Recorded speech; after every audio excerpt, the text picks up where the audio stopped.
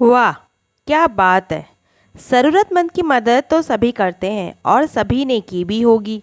किसी ज़रूरतमंद की मदद करना अच्छी बात है, लेकिन इस कहानी में जिस तरीके से मदद की है वो तरीका बहुत ही अच्छा है और दिल को छू ले ऐसा है।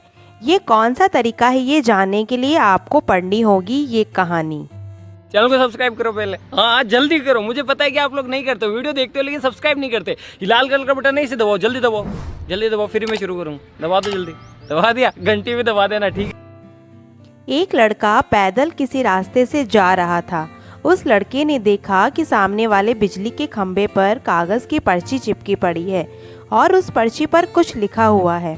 वो लड़का थोड़ा नज़दीक जाकर पर्ची में क्या लिखा है वो देखने लगा। उस कागज़ की पर्ची में लिखा था, कल इस रास्ते से गुजरते वक्त मेरे 100 रुपये कहीं गिर गए थे। मैंने ढूंढने की बहुत कोशिश की लेकिन मुझे वो नहीं मिले।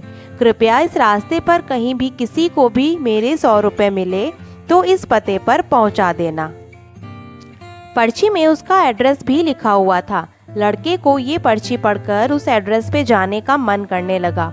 वो लड़का उस एड्रेस पे जाने के लिए आगे बढ़ने लगा। उस एड्रेस पे जाकर लड़के ने देखा कि वहाँ पर एक झोपड़ी है।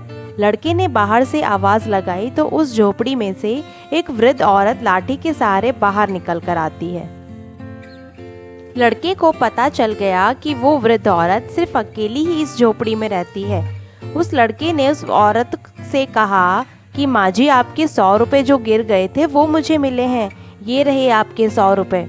उस लड़के की बात सुनकर वो वृद्ध औरत रोने लगती है और कहती है कि बेटा, अब तक करीब 15 से 20 लोग मुझे 100 रुपये देकर जा चुके हैं। बेटा, मुझे ठीक से दिखाई भी नहीं देता है और मुझे पढ़ना लिखना भी नहीं आता है।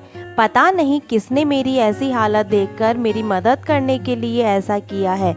लड़के ने 100 रुपये रखने के लिए कहा पर वृद्ध औरत नहीं मानी। लड़के के बहुत आग्रह करने के बाद आखिर में वो वृद्ध औरत मान जाती है, लेकिन वो उस लड़के से कहती है कि तुम जाते वक्त वो पर्ची वहाँ से फाड़कर फेंक देना। मुझे पता नहीं कि किसने मेरे पे तरस खाकर ऐसा किया है। लड़के ने कहा, माँ जी, आप इस बात की फिक्र मत करना, मैं वो पर्ची फाड़ दूंगा। अब वो लड़का उस वृद्ध औरत के घर से निकल जाता है। थोड़ी देर चलने के बाद उस लड़के ने सोचा कि आखिर मुझसे पहले आए हुए 15 से 20 लोगों को भी इस माँ जी ने वो पर्ची फाड़ने को कहा होगा, लेकिन उनमें से किसी ने भी पर्ची को नहीं फाड़ा, तो फिर मैं क्यों फाड़ूं? वो लड़का उस पर्ची को बिना फाड़े ही वहां से चला जाता है। उस लड़के के मन में उस व्यक्ति के लिए बहुत ही आदर और सम्मान था जिसने ये तरीका ढूंढा था और इस ज़रूरतमंद वृद्ध औरत की मदद की थी। हमारे मन में सिर्फ किसी ज़रूरतमंद की मदद करने की इच्छा होनी चाहिए, क्योंकि मदद करने के तो बहुत सारे तरीके होते हैं। हम किसी भी तरह मदद कर सकते हैं।